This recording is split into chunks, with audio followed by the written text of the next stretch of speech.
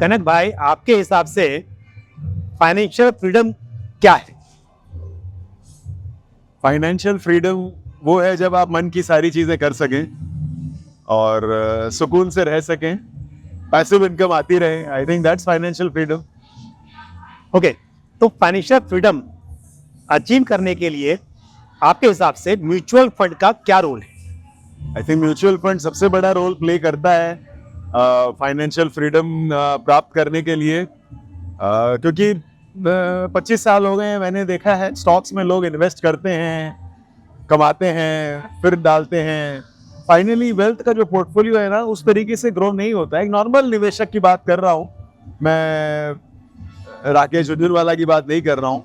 But mutual funds में हमने देखा है एक साधारण निवेशक भी अपने वेल्थ को बहुत ही अच्छे तरीके से ग्रो कर पाता है, और साथ में अगर उसके एक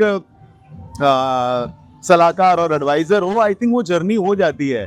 आप देखोगे 10,000 वाला का करोड़ का कॉर्पस है, जिसने लाखों से शुरू किया, 10 करोड़ का कॉर्पस है, अपने अपने हिसाब से सबने कॉर्पस क्रिएट किया है।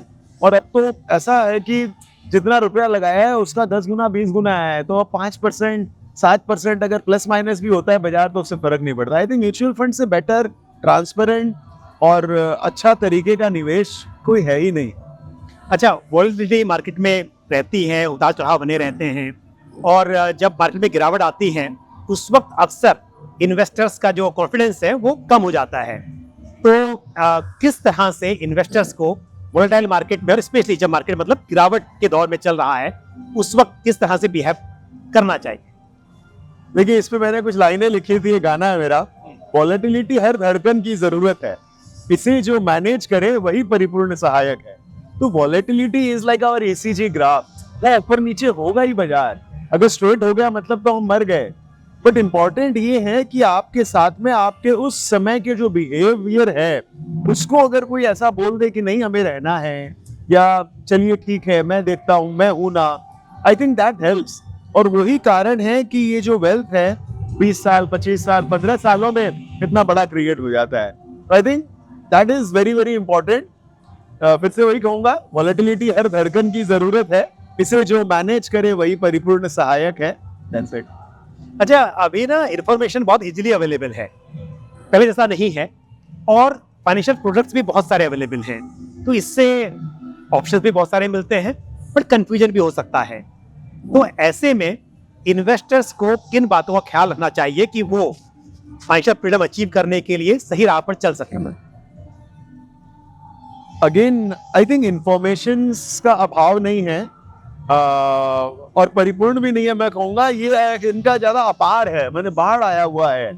तो ये बहुत ही आवश्यक हो जाता है कि हम उस इंफॉर्मेशन को थोड़ा सा फिल्टर करके देखें, और सही लोगों के संग रहें, सही कंपनियों के संग रहे, तो आई थिंक मोर और लेस वो इंफॉर्मेशन फिल्टर्ड ही आए तो अच्छा है।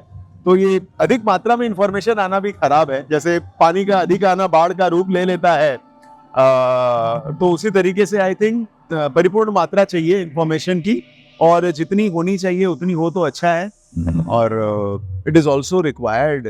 But I think most again यही पे फिर मैं बोलना चाहूंगा बिहेवियरल मैनेजमेंट। हम सब लोग जो अजीब तरीके से रिएक्ट कर जाते हैं हर सिचुएशन पे, तो आई थिंक वो बहुत ज़रूरी है हम उस रिएक्शन को रिएक्ट ना करें और नॉर्मल तरीके से रहें।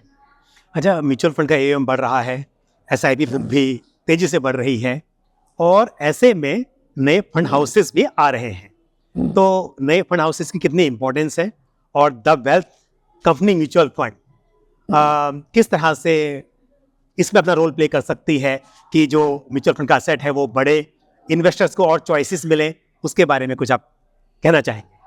हाँ, देखिए, मैं नॉर्मली जब सेशन कराता हूँ मैं बोलता हूँ कितनी म्यूचुअल फंड कंपनियां हैं इंडिया में। इसमें बोलते हैं 45, अब बोलेंगे 50। बिल्कुल। तो मैं बोलता हूँ अमेरिका में कितनी कंपनियां हैं, आप लोग गूगल करिए, तो सब लोग बोल देते हैं 100 200 500, पर जब गूगल करते हैं तो देखते हैं 7,500 म्यूचुअल फंड कंपनियां हैं यूएस में, which includes PMS and AIF companies also. और फिर बोलते हैं स्कीम्स, तो ऑब्वियसली स्कीम्स कितनी होगी, और वहां पे 80% रुपया जो है म्यूचुअल फंड के थ्रू आता है। इंडिया में अभी 5.5 से 6% रुपया है।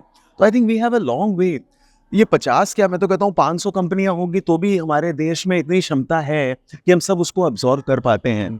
And most of the time 50th player is not the new player, it is all about a new strategy या नए तरीके से अगर आप कर रहे हैं ना. हमारी इंडस्ट्री में देखिए ना, बहुत सारे ऐसे लोग हैं, ये जेप्टो और ये ब्लिंकिट कौन जानता था, क्या जानता था. अब बच्चे और क्या हम लोग बिना ब्लिंकिट और बिना जेप्टो के बात ही नहीं करते हैं. We all are used to this. So उसी तरीके से it is just a matter of time. And I am sure जिस तरीके की सोच महावीर लुनावत जी, मधु लुनावत जी और बाकी जो टीम है overall, Debashish Mohanty ji, I am sure ये लोग बहुत अच्छा करने वाले हैं. और जिस तरीके से इन लोगों का ग्रास रूट लेवल पे फोकस है when it comes to distribution community and also when it comes to identifying a company and a management, I think that looks very very good. और मैं शुभकामनाएं देना चाहूँगा लॉन्च के लिए. और आशा करता हूँ कि ये कंपनी बहुत अच्छा काम करे और लोगों का वेल्थ क्रिएट करे.